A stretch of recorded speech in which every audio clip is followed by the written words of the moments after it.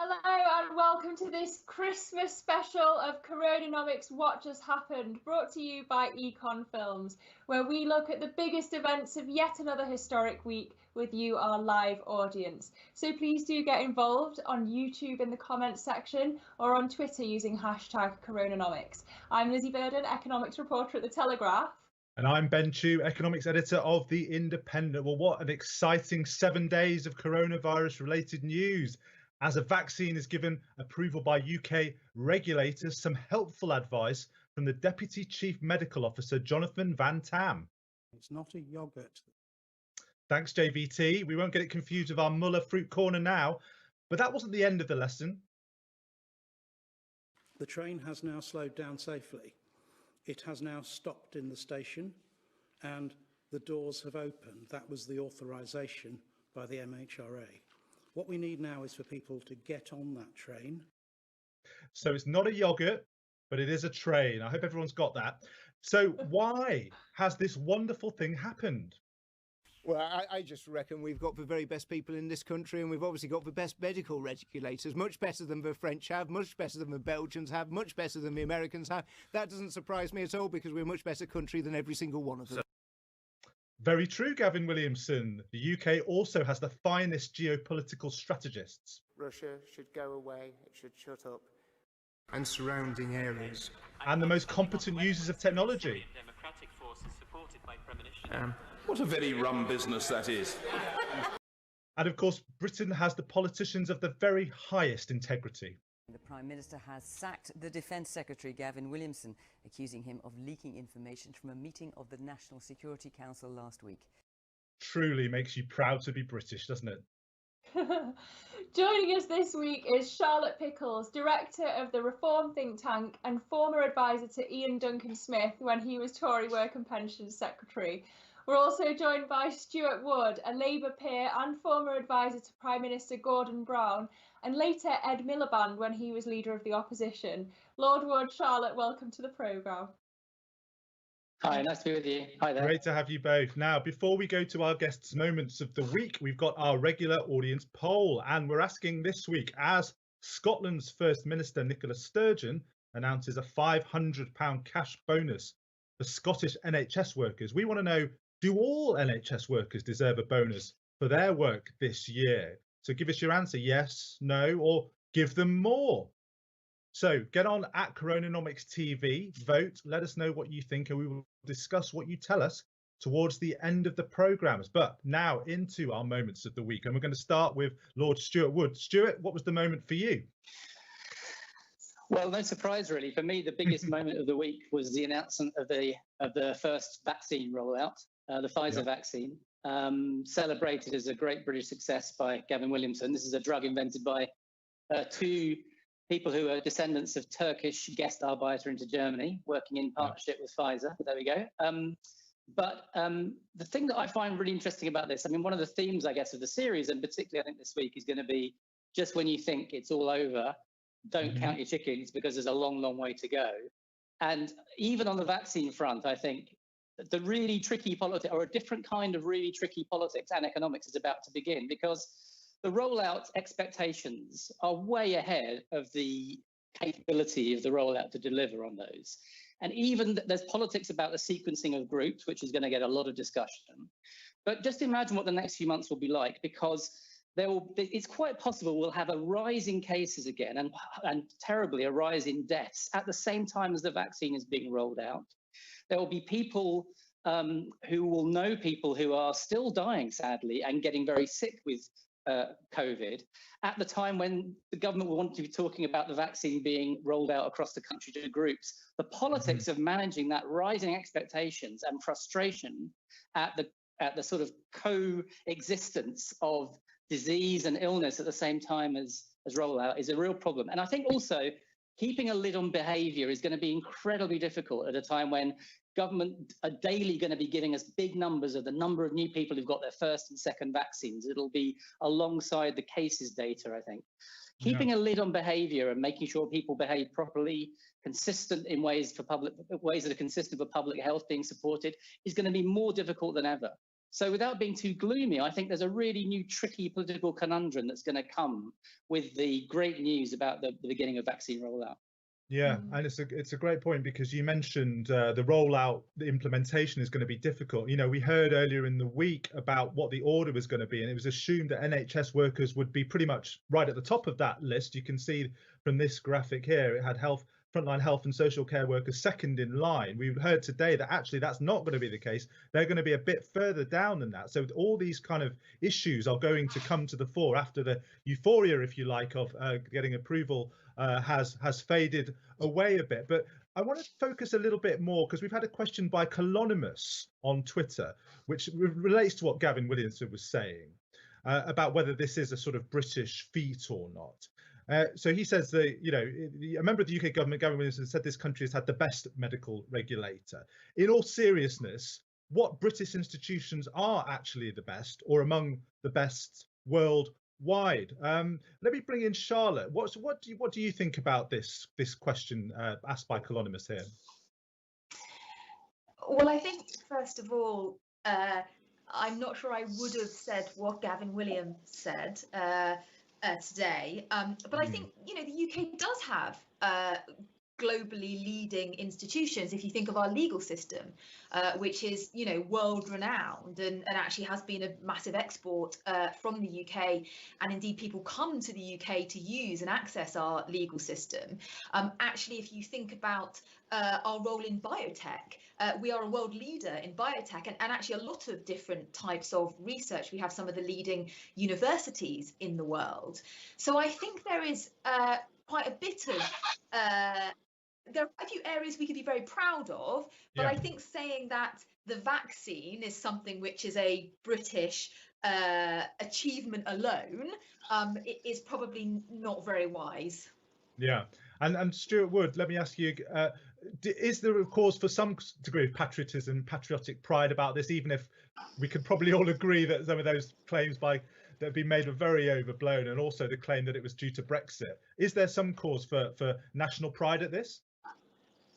Well, I think there's cause for delight and for, you know, even mini euphoria. A few champagne corks should be popping about the speed with which this has been approved, but it's the last, you know, it's the last phase of a massive process, which has been the sort of epitome of global partnership, really. And if, you know, research which crosses boundaries, companies, universities, small firms working across international boundaries, this is really one of the most heroic episodes of precisely the kind of international collaboration that we should be celebrating. I think one of the fascinating things economically, by the way, is that you could have kind of predicted this in a varieties of capitalism mindset, that the countries that have been really good at social organization, or much better at least, it's been difficult everywhere. There have been countries that have been very good at the national effort of coordinating behavior and institutions in the clampdown, the lockdown in the last 9 months. And there are countries that are incredibly good at the radical innovation needed to solve the vaccine problem. And they tend to be different kinds of countries, although Germany is a little bit of both, interestingly. Yes. But we're coming into our own now in the radical innovation front, thank goodness. And I think that we do have some comparative advantage, exactly as you just said. And I think we should be proud of that. Yeah, excellent. Well, the mixed economy at work. Now we've got on this question of the vaccine rollout, we've got a pre-recorded video question from Ben in Bristol. So let's hear what he has to say. Hi, Stewart and Charlotte. I was wondering what your thoughts are surrounding the mass lateral flow testing that's been taking place at universities this week, and potentially are there any lessons to be learned for the rollout of the vaccine next year? If, for example, the self-interested equilibrium is below the social optimum, will we need to provide financial incentives to get young, healthy people to take a vaccine? Yeah. So some technical language there from Ben, Charlotte, but effectively, should we be paying people to get vaccinated next year or even next week, given some of the concerns we've been hearing from some people about whether it's safe or not? Does money have a part to play here? I'm uncomfortable with the idea that we should be paying people to take a vaccine, not least actually because I think that becomes an inequality issue as well. And what we might find is that those who don't need the additional money, can have much greater choice and freedom of choice to not have the vaccine, whereas people, and there are an awful lot of people now struggling on low incomes, having lost their jobs, etc., who may feel very pressurized to take the vaccine just because of the money they might get. So I'm very uncomfortable about it. I actually am more optimistic than perhaps the very vocal conversations about the anti-vaxxer movement suggests, because actually when you look at the polling, yes, there is about a third, maybe 25% of people who are saying that they're reluctant or they're unsure about taking the vaccine, but a decent chunk of those people just want to understand the implications better. They're not anti-vaccination per se. So actually, I think we'd be much more sensible, rather than thinking of cash or vouchers, which has been floated, is actually thinking about how we communicate the value and the safety of the vaccine and why it's important for our collective good to take it, rather than going down some type of bribery road. And do you share that view, Stewart, that you should keep money out of it effectively? Yes, I very much agree with that. I think once you start offering financial incentives, you induce perverse behaviour. You might get people waiting because they think if they wait and look reluctant, they might get cash for it. You might even induce some people to try and take it twice for financial gain. I actually think the biggest problem here overall on the vaccine rollout is probably just going to be, as with all these things, there's going to be a lump of people who it's just very difficult to reach. They're not people who are anti-vaxxers. They're just people with whom contact by the state is very, very difficult. And I think one of the encouraging things is that the effectiveness rates of the 3 vaccines we've seen is very, very high. And that means, as I understand it, I'm not an epidemiologist, but we're all amateur, Twitter epidemiologists these days, right? But as I understand it, because of the high effectiveness, the proportion of the population you need to get vaccinated is a little bit lower as a result of that, in order to get the kind of protection you need at a global level. That's sort of encouraging. But there is just going to be a kind of, like a natural rate of unemployment. There's going to be a lump of people who are just very difficult to pick up. And and they're possibly the most vulnerable amongst the more vulnerable groups as well. And that's going to be a real logistical nut that's going to be needed to be cracked in this. I think that's actually a really important point that Stewart makes, because actually we already have some insights about which groups are more reluctant to engage in vaccination programs, for example, getting their children vaccinated. And in particular, there is evidence that shows that certain ethnic minority groups are more nervous or concerned about vaccinations. And of course, we know that COVID is having a disproportionate impact in terms of the fatality rates or just serious cases amongst some ethnic minority groups. And I think it's incredibly important we think about how we engage groups via community leaders, religious organisations, whatever it might be, that we can ensure that those particularly vulnerable groups are not left behind. Yeah, absolutely. Well, don't forget to vote in our poll. If any of you've got a question, also ask on the YouTube comments or in Twitter using the hashtag CoronaNomics. Charlotte, what was your moment of the week? Well, I'm afraid I'm going to be a little bit... Well, actually, I thought Stewart's moment of the week would be incredibly uplifting, but perhaps it was less than I was expecting. So I'm going to be, I guess, even more dampening. And my moment of the week was Monday's release by the Treasury of a health, economic and social impact assessment or effects of COVID assessment. Now, there's been huge amounts of debate about whether they could have done a better job at modelling, whether it was really worth the paper it was written on. Certainly, most of the data that's in there, so the kind of assessment of what the different impacts could be, were already publicly available via things like the OBR or ONS or whatever other data sets. But I think the thing that really struck me was just how long a tail of impact we're going to be facing, so the degree of scarring. And so we've got this brilliant news, notwithstanding all of the big challenges that Stewart has pointed out about the vaccine. It could be, who knows, if we can achieve this massive logistical feat, that everybody is vaccinated, or at least enough to get the immunity levels, are vaccinated by Easter, summer. But actually the unemployment challenges, the businesses which are going to have gone bust by then, the human social costs of this period are going to be huge. And I think it's incredibly important that we stay focused on that while still being delighted that we've got this good news. And we've actually got a question on this very topic from one of our most loyal followers. It's Tony Yates. Hi, Tony. Hi, Tony. Hello. Hope you can hear me. Yeah, we can. What's your question, Tony? Well, let me put on the table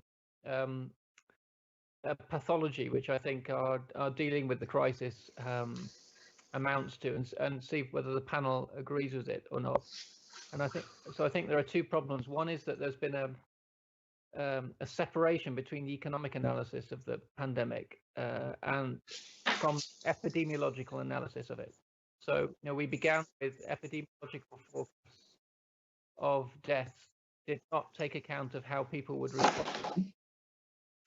And then we've had several waves of government assertion and Treasury analysis of the economic effects, which didn't really weld in the epidemiological work. Perhaps the worst example of it was the Eat Out to Help Out campaign, where we started actually subsidizing people to take virus-related risks. And the second pathology, I think, is the fact that a lot of the analysis has taken place in private, inside the Treasury, where what they allowed themselves the freedom really not to do any proper work, as you can tell, I think, from the document they published. So I wonder what the panel make of that assessment of what's gone on, and what they think, how they think we could do it better if there was next time, or at least, or indeed in the vaccine rollout, because this obviously things are not over. We actually had a really great episode on this very subject about EpiMacro, which tries to bring together epidemiology and economics. But Lord Wood, I'll go to you first. What do you reckon? Well, my criticism. Well, I'll come into my criticism of the Treasury in a minute. But I think there's a lot in what you just said. I think though, to be fair, I think the Eat Out to Help Out was not. I don't think it was motivated, or rather, I don't think it was blind to the risks. I think it was trying to deliver on a variety of variables. There's always been a balancing act going on here. And in particular, the Treasury has been rightly worried about a service-dominated economy, with not just a service economy hit, but a particular sensibility that the GDP overall has because of the dominance of services. And I think August in particular was a sort of safety valve moment, knowing the risks rather than being blasé about the risks. Now, that balance is always difficult to get, but I suspect a lot of the decisions that have been made have not been because of a failure to understand the epidemiological evidence, and obviously the boundaries of that have changed as well. I think there have been a variety of desirable outcomes and conflicting ones that the Treasury and the rest of government have been trying to deliver. My big problem with the Treasury, by the way, has been that after 2 months at the beginning of admirable radicalism in the immediate aftermath of the shock, I think they've reverted to being quite a traditional finance ministry. If any of my Treasury friends from my old days there are watching, they're probably shouting at me and throwing things at the screen at this point. But it feels to me like the Treasury is gearing up to be a traditional finance ministry again, with briefings left, right and centre about tax rises and all that. They know it's not the time yet, but I think they want to put public finances at the centre way before the evidence suggests that public finances should be the thing we should maximise our concern about. So that, for me, is the bigger issue. But I do agree that there has been a confusing picture. Whenever the government says we'll be led by the science, when they then want to do something that the science disagrees with, they're in trouble. And that's the problem they had. They were led by the science, they said, again and again at the beginning. And that means that it's very difficult to find a public rationale when they deviate from it. I think that's part of the problem you allude to. But Stewart, you've been close to the Treasury. Is it fair to characterise the Treasury as notoriously secretive? Oh, that's definitely true. Yes, sorry, I didn't pick on that. You're totally right. Hugely secretive. There'll be work streams going on in the Treasury led by very bright 28-year-olds that will be paralleling massive work streams in the departments that are taking the lead on them. And the Treasury will probably take more notice of their own small teams' work on it than the big department that's leading on it, whether it's to do with DEFRA or whether it's to do with health or whatever else. So the Treasury is not only secretive, but really basically only trusts its own analysis. And that is a wider problem, which this has been a massive example of. So that part, I think you're totally right about. Charlotte, you've worked around government. What do you think? Is it a fair characterisation? I think it's definitely a fair characterisation of the Treasury. My time in the Department for Work and Pensions certainly would match both Tony's and Stewart's description there, where you've got a department that has huge specialist knowledge, and yet somehow the few people in the Treasury who operate the purse strings that are relating to welfare seem to think they know better. And actually a lot of the things that we faced were Treasury impositions during the coalition years. So yes, I think that characterisation is absolutely right. But I would also slightly push back, I think, on the idea that it's just the Treasury that's been secretive, or at least not as transparent as they could have been. You know, there's been a lot of question marks about some of the modelling and the data that's come out from the science side, and some of those charts we've been shown, and whether kind of we've been presented a fair and accurate picture. And indeed, I think it was the UK Statistics Authority that actually, you know, gave the government a bit of a slap on the wrist for some of the science side of the analysis. So I think we've got problems with transparency across the board, and I do think we desperately needed better integration between science, economics, the more social impacts, because actually, at least in those first few months, we were having very narrow conversations which were really only concerned about the spread of COVID. And we didn't really have any conversations about the devastating unintended consequences of some of the actions that were taking place. And I think if we'd had a more mixed set of advisors, we might have taken into account other impacts much earlier on. Tony, how's your campaign going to bring macroeconomics and epidemiology together? Well, the academics who are working on it are full steam ahead, and it's amazing to see the academic economists turning their attention to such an important problem and setting aside all their other research. But I think the policy campaign is running into the sand. I don't really see the idea of, you know, creating an independent body that would do this and present integrated analysis and policy options for MPs and government to look at and scrutinise. I'm not that optimistic that will come to fruition, but I'm not giving up yet. Well, great to have you back, Tony. Thanks for joining us. And if you're watching, don't forget to vote in our poll. And if you've got a question, ask away on the YouTube comments or on Twitter using hashtag CoronaNomics. Now, Lizzy, let's hear your moment of the week, please. Well, it has to be the toppling of Topshop and the rest of Sir Phillip Green's Arcadia empire, which also includes the Dorothy Perkins and Burton brands. Now, I've got to declare an interest here. A decade ago, I once stomped down a runway as a tree for Topshop. Here I am at London Fashion Week. But what I'm trying to say with that is this is a really significant story for me. You know, when I was growing up, Topshop came to our town. It was the coolest thing ever. I feel like I got to see it up close in its heyday when it was collaborating with Kate Moss. And now I'm witnessing its demise. And not only is Topshop such an iconic British brand, but 13,000 jobs at risk. And, you know, Debenhams is really a bastion of the UK high street. It's 242 years old, and that's also under threat. But, you know, with the rise of online brands like Boohoo, it's hard to see this as being solely because of COVID. But it's not just about the jobs. 10,000 pension savers could lose up to a fifth of their income. And Sir Phillip Green's family's promised to pay £50 million into their fashion empire's pension scheme in the next 10 days, which is almost a year earlier than scheduled. But here's what Ed Miliband had to say about that particular bit. Phillip Green owes the workers at Arcadia a moral duty. His family took a dividend worth £1.2 billion from the company, the largest in UK history, more than 3 times the size of the pension deficit. The workers at Arcadia should not pay the price of Phillip Green's greed. So that's your old boss, Stewart? Do you agree with him? Is he right? Oh, we can't hear you. Sorry, I'm sorry about that. I muted myself, too much habit. My first thought of watching that clip was that Ed needs a haircut quite badly. But I've thought that many times over the years. we've all got that lockdown problem. I've got my David Cassidy haircut here too. So I think he's right. I mean, I think it's very difficult to argue that Ed isn't right about this. You can argue about the mechanism by which Phillip Green and his family should pay back in, but I think that the moral force of the argument, if not the legal force, is pretty clear.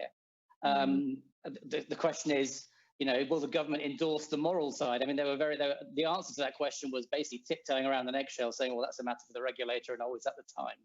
But I think that there has to be a bit of moral force from government behind this as well, because I think this is the real problem with this. I think you're totally right. This is an enormous moment, not just for Topshop customers and workers and people who've had any contact with Arcadia and Debenhams over the last few years as customers or as workers. But the problem here is that we are a service-heavy economy that has been hit precisely in the area we have the most comparative advantage in. And there aren't just new jobs that are going to emerge in this sector. COVID has been, as I'm sure we talked about this when I was on last time, it's both a destroyer of jobs and of the economy, but it's also an accelerator of trends, as Lizzy just said. And this is the problem, that it's not as though there are tens of thousands of new retail jobs that I suspect are going to emerge. They're going to be in different forms. And if the government's going to play a role, as I absolutely think it must, in the sort of transition towards a different kind of economy, it's going to have to make a few bets about the kind of jobs that will emerge. And that's a really tricky position for the government to be in, I think. So, we've heard what Ed Miliband has to say, Charlotte, but it's not just the professional, allegations, it's also the personal ones about Sir Phillip Green. So should he be stripped of his knighthood? Oh, yeah, absolutely. This is the ugly face of capitalism. This is the appalling behavior where you think that you can effectively strip the value out of something, not consistently invest. Why are we in a position where they haven't managed to do much greater innovation, as we've just been hearing? The trend away from the high street to online has been happening for a long time, and yet somehow we're still in a position where, despite him being a phenomenally wealthy individual, there hasn't been enough investment to ensure that the brand can change with the times and therefore at least retain not all of the jobs, but at least some of them. So yes, I would absolutely strip him of his knighthood. I would force him, if there was any mechanism to do so, to fill the holes. We saw this with BHS, right? And the pension scheme with that, and he had to be sort of brought kicking and screaming to try and fill some of that pension hole. So yeah, I think, and we've got a Conservative government, right? So we've heard from Ed Miliband on the Labour side. We've got a Conservative government, and is it in the interests of Conservatives to be pushing back on this? Absolutely, because people are losing faith in capitalism. They're losing faith in markets, and it's precisely because of people like Phillip Green that is happening. So actually, yes, Conservatives should be standing up and saying this is not the form of capitalism we want. It doesn't reward everyone. It only sees the wealthiest benefiting, and that doesn't work. Fascinating. Well, don't forget to vote in our poll, and if you've got a question, ask away on the YouTube comments or on Twitter using #CoronaNomics. Now, Ben, what was your moment of the week? Lizzy, my moment of the week was the interview that US President-elect Joe Biden gave to the New York Times this week. And in it, he said, "I'm not going to enter any new trade agreements with anybody until we have made major investments here at home and in our workers and in education." So not America first, but certainly not trade deals first there. Now, I don't think this is particularly surprising, I should add, from a US context, because trade deals, they're not particularly popular in America. Many people in the US associate them with offshoring and job losses. They think they're driven by corporate interests, not the interests of the ordinary worker. And Biden, for obvious reasons, doesn't want to come across as a sort of neoliberal, elitist globalist. So I don't think it's surprising that he said that. Now, the reaction over here has been a bit surprised. Brexit supporters have been saying this is a bad news for Brexit, one of reaction of dismay, but that's not surprising as well, given that, it does suggest, these comments do suggest that we shouldn't look out for a US-UK post-Brexit trade deal anytime soon.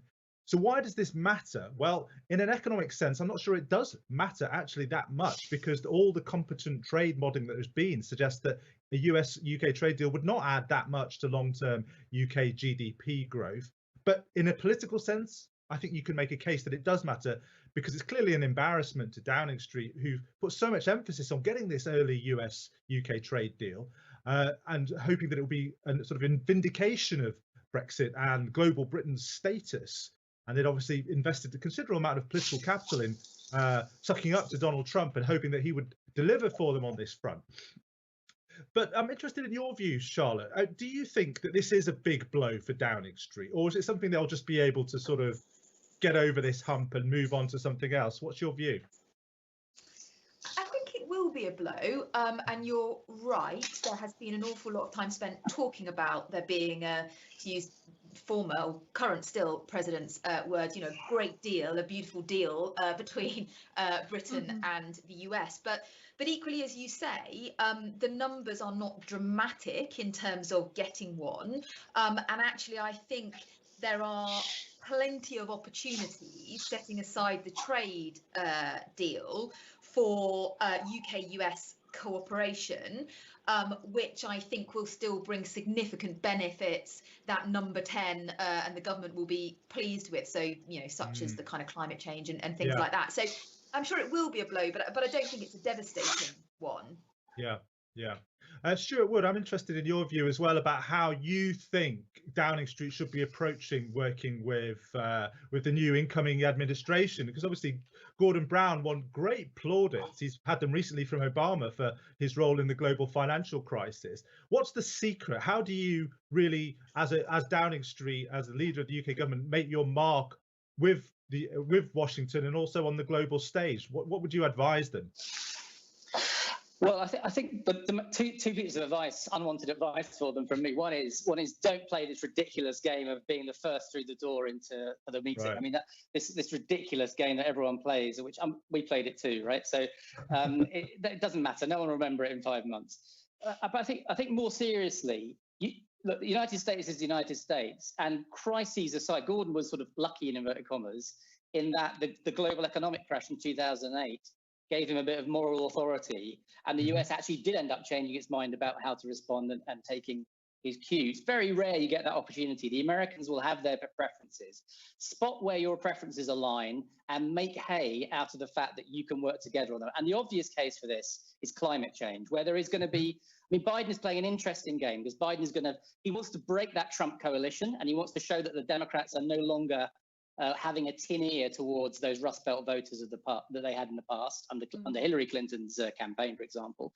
So I think he's going to be very hardline on trade and very hardline on China, and those two things obviously overlap in the next 3 or 4 years. But on climate, he's definitely going to put a bit of green water between him and Donald Trump. And I think, given that Boris Johnson is hosting the COP summit next year, 2021, that is the perfect issue and the perfect run-up to show that there is a kind of a new alliance between Britain and the Biden United States. So pick 1 or 2 issues like that and probably one other, I would say, and use it to show that you're a different kind of leader back home in Britain, as well as you're working with a different kind of America. The big problem if you're leading a Brexit argument is America is crucial to what after Brexit, right? And there is definitely a problem. I'm probably a little bit more skeptical. I think Biden's going to be a bigger problem for Brexit, not because he's going to constantly criticize it, but because I think the myth will develop that if Trump had won, that there would have been a Brexit deal, trade deal between the UK and the US within a year. It's nonsense. It was never going to be that quick, never going to be that comprehensive. It's always going to be protracted, difficult, and probably minimal at the end of the day. It's definitely not going to happen now. And I think that the problem that Boris Johnson is going to have is saying, well, what exactly is our international relationship with the world outside of Brexit? When Trump was in the White House, you may not have liked Trump, but a strong US-UK relationship was at least something. It's not clear to me that you're going to have that alternative to point to in the next year or so. And that's going to be a slight problem, I think, for the Brexit argument. I think there are opportunities, and I think, we've both mentioned there the climate change one and the fortuitous timing of hosting COP26, but the recent announcements about defence. Actually, I do think that's quite important to the United States. I know it was a particular bugbear of President Trump, but actually I think the increase in the defence budget, the focus on national security, the role in the Five Eyes, I think this side of stuff will remain very important. And I think we have to be clever and smart about how we leverage that influence, but actually I think that is a huge opportunity. Likewise, the fact that Britain outside of the EU does have the ability to move more quickly and take a decision more quickly in some instances, particularly around defence, than the EU has. And we've seen over the last few years the EU being pretty paralysed in responding to some of the big issues like Ukraine and other Russian issues, where we haven't had to take the time because we don't have 27 other countries that we've got to negotiate with. So I think there are some opportunities, but I would absolutely agree that it's going to be tougher than number 10 might like it to be. Yeah, clever and smart. So let's hope ministers take that advice to heart, Charlotte. But now we're coming to the end, so it's time for the results of our audience poll. And a reminder, we were asking, as Nicola Sturgeon in Scotland pledges £500 cash bonuses to Scottish NHS workers, do all NHS workers deserve a bonus for their very hard work this year? Yes, no, or actually they should be given more than £500. Let's see what the results were. It was right, okay. Well, the most think yes, but it's actually rather closer than I expected. 40% said no. Let me ask you first of all, Charlotte, because my instinct on seeing that question was actually, personally, I'm not so keen on cash bonuses. I'm more keen on sort of permanent higher wages, and I don't think we should be in the habit of sort of, you know, just giving out bonuses for hard work. We should be permanently raising the rate of pay. So it's a bit of a distraction, but tell me what you think. Yeah, I agree with that. As a general principle about how you reward workers, then I would rather see baseline increases that you keep forevermore than a kind of one-off bonus. But actually, I have an issue with this, which isn't really about what's the right mechanism, and that's the fact that clearly an awful lot of NHS workers, as we know, have put in a heroic effort over the last few months, putting their own lives in danger and those of their families. But so have a lot of other people during this period. And I do find it a little bit uncomfortable where the only conversation we seem to have is about NHS workers, of whom actually quite a few of them aren't frontline workers. And yet things like people like bus drivers, people like rubbish collectors, you know, these kind of workers, an awful lot actually of private sector workers who are cleaners in hospitals, for example, are just completely ignored in this conversation about who has got us through the pandemic. So I'm uncomfortable actually with the question on a much bigger basis than what's the right payment mechanism. I think it's, yes, we need to value our NHS workers, but we also need to value an awful lot of workers who have a lot less job security and are probably worse paid. Well, that's very interesting. I mean, Stewart, do tell us your view on the actual question of the bonus, but also we've had a question in from our friends at Economics in 10 who ask, which is related to this, do the panel think credentialism should be put to bed, given that the coronavirus has shown some of the workers most valued, like nurses, have been those without a long list of qualifications to their name? Why is it okay to look down on people with few qualifications? Do you think they've got a point when they ask that, when they put it like that? Yeah, I do. I mean, I do think there's an interesting point there. I agree with you, Ben, though. I don't like the idea of sort of national rewards being expressed to public sector workers through a bonus. I think we reward them with decent pay, which the new baseline, which stays there for the next few years. I also agree with Charlotte. Look, people who've worked in supermarkets, teachers I know have felt really uneasy and slightly frightened at times in the last few months about going to work, let alone the chaos of the curriculum changes and exam changes and everything else. So different workers, private sector and public sector, outside of the NHS as well as within the NHS, have had massive strain and burdens put on them. And because of the nature of us all staying at home and demanding more out of our door-to-door services, The sort of unregulated and poorly regulated bits of the economy have taken a huge burden. And that's where I really agree with the remark about credentialism. The one thing I think that we should learn, I mean, lots of things we need to learn, 50,000 lessons from this for our country, for all countries. But one of the things from public services I really think we should learn is that all the hot air about having a decent, gold standard, professional reinvention of social care, this now needs to be the moment that we do it. It should be cross-party. It should be serious long-term funding. It should come with a different kind of qualification system, different kind of pay rewards. I mean, it's also massively in our self-interest with an aging population to do that anyway. But the one long lesson of a sector that has not been given the recognition. And you think of the sheer fear that a lot of the people who basically moved into care homes to look after people, frightened that COVID is going to infect those care homes. Think of what they went through. I think that is one area where we could really do justice to a sector that has been really the poor man's part of our economy for too long.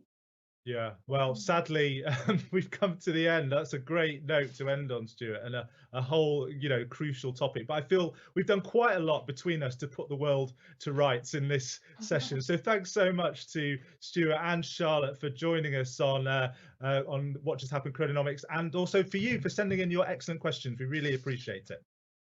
Yeah, thank you. Now, don't forget to catch our upcoming episode on COVID, digital currencies and the end of cash with Harvard professor Ken Rogoff and NatWest Group chairman Sir Howard Davis. That comes out on Monday at 1 p.m. And if you can't wait till then, you can catch up on our latest episode with Professor Rebecca Henderson, also from Harvard, on Bionomics and what that means. This is my last episode of CoronaNomics. It's been an absolute pleasure. And I want to say thank you so much to all our guests in both seasons, and especially to Ben, and especially to Econ Films behind the scenes. This show wouldn't happen without them, and they've just made it a wonderful experience. But stay tuned for more from the team, and make sure to follow CoronaNomics TV on Twitter for updates on what's in the pipeline. Well, thanks so much, Lizzy. You've been a star. It's been great to work with you. Right, now our regular viewers will know that we always play out with the musical contribution of one of our previous guests, and that guest is Lord Stewart Wood, the massively talented guitarist Lord Stewart Wood. So to play us out one final time, here's Lord Stewart Wood. Take it away, Lord Wood.